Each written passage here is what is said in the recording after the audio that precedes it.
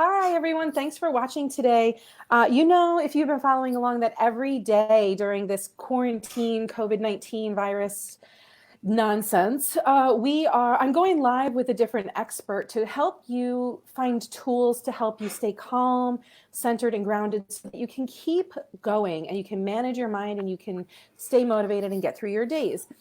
I've invited my friend, colleague, and um, I like to say Carrie was born for social distancing. It's very true. We are in a couple of groups together. We know each other socially and professionally, and I'm a high extrovert and Carrie's a high introvert, and so Right. We're the opposite ends of the spectrum. we are, and so we laugh a lot at each other Right. and about each other.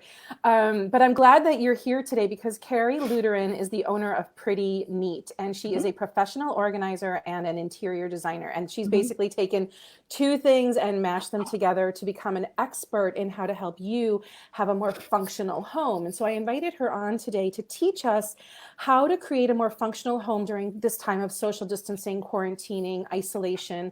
And I want you to know that, like, we get that your home is now a classroom and a restaurant and, the laundry. You're probably doing more laundry than before. Oh And God, yeah. you're supposed to be playing, right? Like, it's a place, like, your home is now the hub for everything. So I've invited Carrie on to teach you how to create a more functional home. At any point today, if you have questions, please drop them in the comments. Carrie can answer them as we go, but I'm going to shut up and turn it over to Carrie. Thank you so much, Okay. Carrie. Thanks, Jen. I'm so excited to be here. And yeah, we're just in such a weird time right now. I mean, we are staying home. We need to be home, but I'm getting a little feedback. I'm just going to turn this down. I'm going to mute myself then. Oh, okay. Thank you. So, yeah, we're staying home. It's the most important thing we can do right now to keep our healthcare system from getting overwhelmed. But what that means is for most of us, if we're not essential services, we are spending 24 hours, 7 days a week in our houses. And most likely our entire family is too. So we are all there and we're doing everything. We're working from home. We might be teaching kids at home now or trying to. We're exercising at home. And another thing is we're eating all of our meals every day at home, which might be a big adjustment for a lot of people. So it occurred to me that during this weird time, we really need to adjust our homes so that they function for this kind of new lifestyle that we're all living. And in the work that I do as a professional organizer and interior designer, whenever I meet new clients and start a new project, I always ask them about function first, because, if your place looks good, but it doesn't work well, it's really, that's no good. So I always ask people, what are you doing in your home? What activities does your house need to support? And what's working well for you right now? What's maybe not working? And are there things that you want to have time for, or you don't have a space for? And then we try to work from there. So I think these are the same questions you can ask yourself now about this kind of change in lifestyle. And what adjustments can you make to your home to, make it work better for you? So a big thing I think is a workspace. You might be working from home. You might have a partner who's there working from home. And also your kids are probably doing school from home now. So everybody needs a workspace. And I work from home normally, and I know how important it is to have kind of a dedicated place for this. When I go sit down at my desk, it really puts me in the mindset for work. And it helps me be more productive and stay focused. I really think our environment can be a cue for certain behaviors. And so if you have a dedicated place you can go to, this doesn't need to be an entire home office, but even just a folding table in some space in your house right now, it's a place you can go, you can sit down and get in that mindset for work. Same with your kids, they might be doing school from home now, and, however it's working for you, I say, hats off to all parents for making things work right now. But, rather than them kind of sitting on the couch where you normally are watching shows and hanging out and trying to get schoolwork done there, they might be more productive if they have a specific place they can go and work. You know, if they're going to actually use that space, you know, that's another question. But, you know, you can maybe set this up with the intention of giving them a place where they can be more focused. I love that you said it doesn't have to be a whole room, because not all of us have gigantic houses with lots of extra rooms. Some of us are in a tight space. And but even like, this is your seat. Like, we are using the kitchen table right now for my husband's workspace and my son's workspace. And so like, my husband sits in this one place and all of his stuff is around him, and my son sits at another spot. And we don't have a whole room, but we do have spaces. Absolutely. I think that's great. And again, thinking about what you need to have on hand, like what supplies or reference materials, and keeping them close by, just to, again, make it easy for yourself. Another thing to keep in mind right now, one thing we're not doing is entertaining, right? No one's coming over.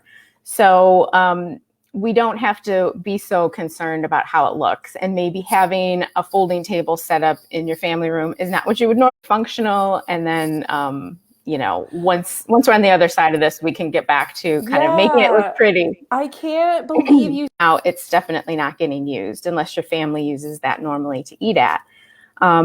So for folks, just as an example, if you have small kids and you really could use a space for them to be creative and to maybe do some arts and crafts and things like that, you know, maybe the dining room table is a good spot for that. But your dining room might be a place where, you know, you want to keep it nice. You don't want them getting it messy. So are there some easy things you can do to adjust that space so that it can accommodate that?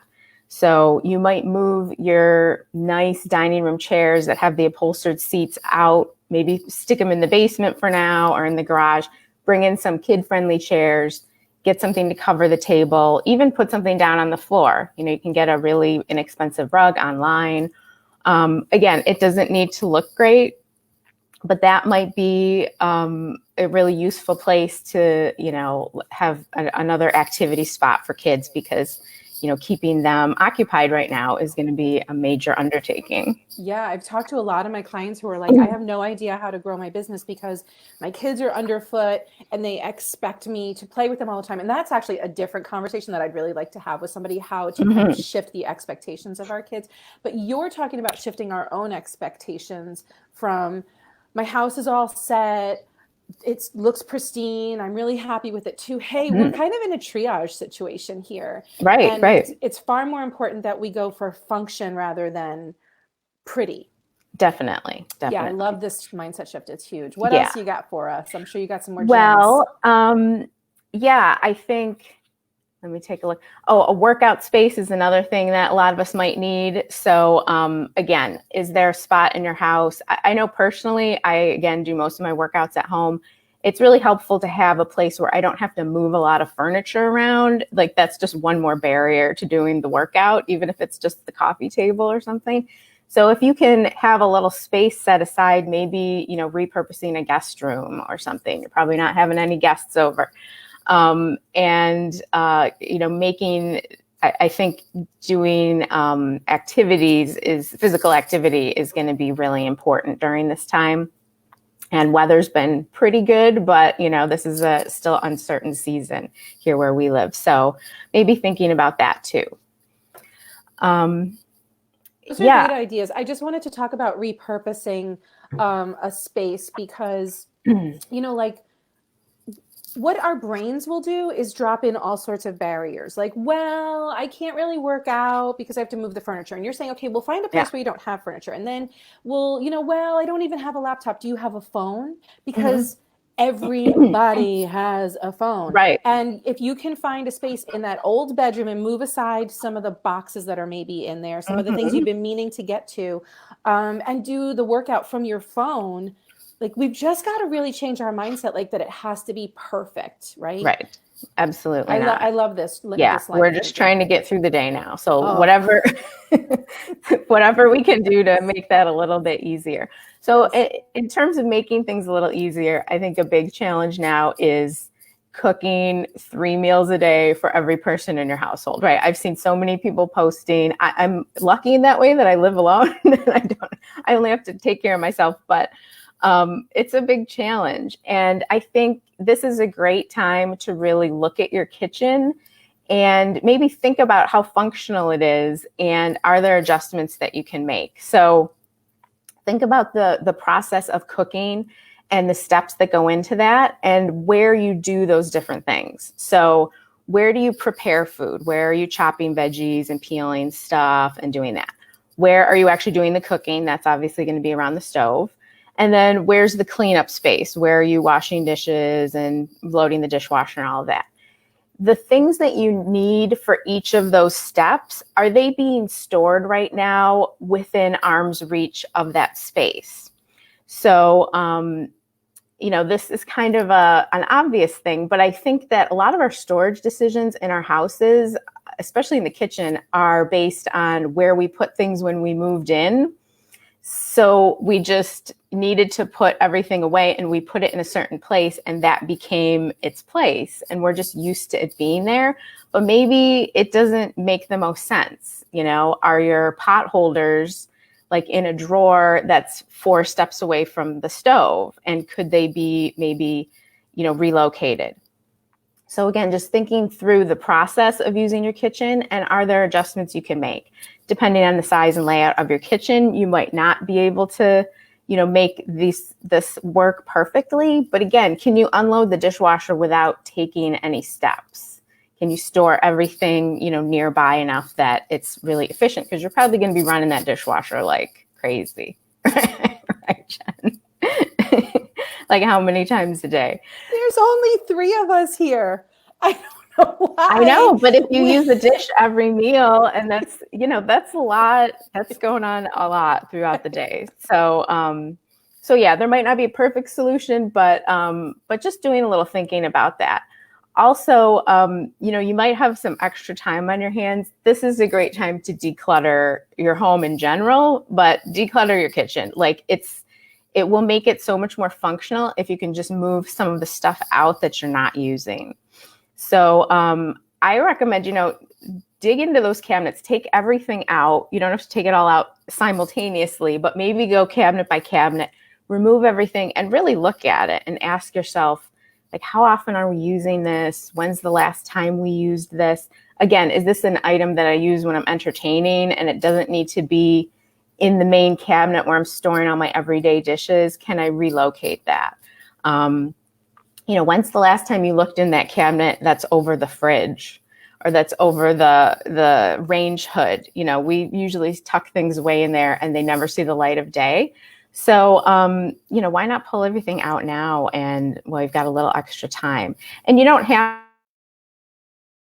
all of that stuff, but even just boxing it up, maybe putting today's date on it or writing coronavirus declutter on it, put it in the garage. And in a couple months, if you need anything out of that box, you'll go get it. But in a couple months, whatever's still in there has not been,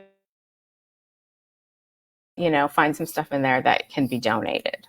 So I am really interested to see what's going to happen after this or during this time with Goodwill or the Salvation Army. Like how much decluttering are people doing, do you think, right now? Do you think that the numbers are going up? That's a good question. I mean, I've seen a lot of people just making posts like, oh, what have you been doing? I've been organizing my house. And, that can mean different things. But I would imagine that I think that it can be a therapeutic thing to get your house organized and to get rid of some clutter. So I think that might be an activity that people are doing just, it gives us themselves busy. Yeah, it gives us kind of a sense of control. I know I always feel a little more like clear-headed when I've gone through that process. My husband just decluttered hundreds of books that have been up on our 3rd floor since we got married and bought this house 15 years ago. And so there's like accounting books from when he was an undergrad. Right?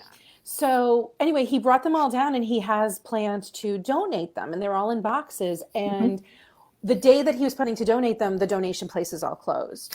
So now I was terrified, of course, that we're just going to have these boxes in our living room for the duration. But he moved everything out to the garage. Nice. And I thought that was a good way station before we put it in the car to take it someplace. So Yeah. that's something I wanted to encourage people, like, don't declutter and then just have this shit sitting around in your house. Like, get it someplace where you can, like, remember to take it then the next time it's like these things are open. Right. And you might even do a little thinking about, where is the way station for that stuff in my house that I can set it aside for now? Because I think it will help you feel a little more under control if you do this, and it might be a project that, will be satisfying to do during this time where things are so weird.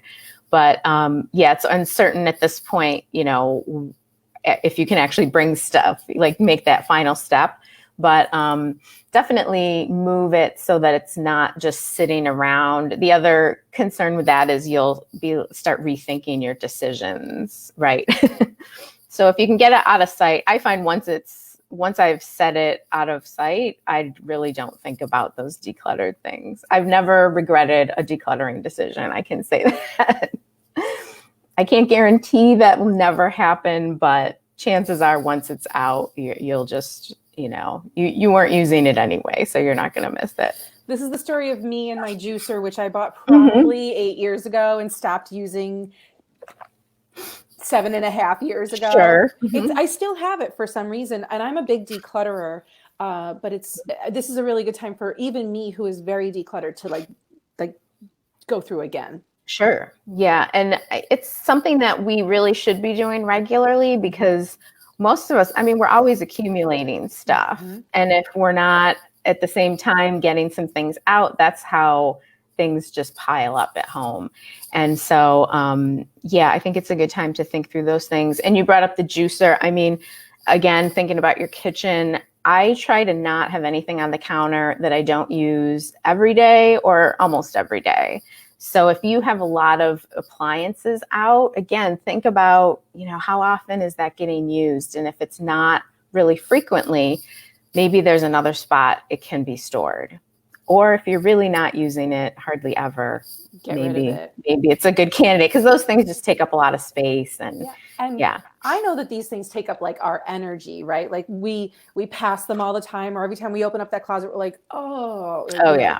And so Lisa says that she deep cleaned her stove yesterday, since she and her stove are spending a lot more quality time together. It's great, it might as well look beautiful, right? Like make it look nice. Make yourself want to spend time with that stove. Absolutely. And I think those little things like cleaning, it does feel satisfying, and it does put us in a better mindset, I think. So, Carrie, you've given us so many good actionable gems today. Is there anything else you wanted to leave us with before you get back to your Sunday? I don't know. I think I feel in some ways there's a lot of pressure on everyone right now to be productive. I love that. Make the most of this time. I'm certainly feeling that way as a business owner. Like, this is the time you can do all the projects. And I do appreciate that. And if productivity or having projects makes you feel good, definitely do that. But at the same time, especially if you're raising kids and stuff, like, just be kind to yourself. And, I think we all, there's enough stress happening just in the world that we don't need to then stress ourselves out with trying to be more productive than we normally would be during this time. So, right. For some people, I've been hearing, like, some people, it's really hard to get out of bed in the morning. It's like, some people are struggling with anxiety and depression right now. And some people are so overwhelmed. Absolutely. Yes. So the action items that you offer today are good for our mental health, and they're good for our physical space and our energy. And so that's why I wanted you to share them. But if you are struggling with like the anxiety and the depression, and you're swinging back and forth emotionally, go back to this video feed, because you'll find so many tools that I'm offering, talking to brilliant people like Carrie. Like, these geniuses are really good at helping you with your mental health, your physical health, your space, how to move forward. And so there's lots of resources. Like, basically, these are trainings. So just go back and find something that you need right now. And I just want to say thank you to Carrie for coming on and taking your Sunday morning, getting dressed, first of all, on a Sunday morning. I normally would be in my robe right now. So I have my pajama pants on. Oh, so. I love that. How can people follow you? Because I do want to encourage you to get on Get on Carrie's email, because she doesn't send a newsletter. She sends you absolute gold every week, like Oh, stuff I'm that you so can. happy to hear that. Oh my God, it's so worth opening. Like her emails are absolutely really helpful. Hi, Megan. Thank you for joining us. And so, if Carrie, how can people follow you on Facebook and Instagram, and then get on your email list? So my Facebook page is Pretty Neat, Pretty Neat CNY. On Instagram, I'm Pretty Neat Solutions. And then my website is prettyneatsolutions.com. So pretty straightforward, and maybe you can, have a link or, to my website or to Facebook on here. That's what I'm doing right now. Yeah, and there's info on all those places about how to get on my email list. And I'm also going to be re-releasing a course of mine. It's called Too Much Stuff. So if you're looking for a little additional help with decluttering your home, and there's a lot of mindset stuff in there too. I'll be sharing information about that too. Well, taking a course on this is having you come into our home and do this is so valuable, because obviously sometimes we need our hands held, but sometimes, like during social isolation, we can't have you come in. Right. So this is a great solution for you to get started. And the mindset stuff is so important. It's not like we just have stuff because we have stuff, like we're attached to our stuff. Right. We have stories about our stuff. And then what do we do with our stuff? And so Carrie's always so helpful with like talking about the practical and then the mindset stuff too. Thanks. Yeah, it's so important. It is just stuff, but there's so much emotion tied up with our stuff that I think we have to deal with that part of it too. So I do try to help with that. Well, I hope you're seeing the love that's coming through on the comments about Lisa loved your recent email that spelled out the numbers. Yeah. That was very helpful for people. Yeah. Yes, Carrie is very, very pragmatic, man. She's going to tell you the truth. And then Alice says Carrie's email is full of useful information every single week. So yeah, people are sending you love. Well, thank you, Carrie. I really appreciate your time and expertise. Awesome. Thank you for having me. I will see you online soon, but I won't probably see you until May in person. Okay, well, we'll stay in touch this way. Bye, Carrie. Appreciate you. Bye. Thank you.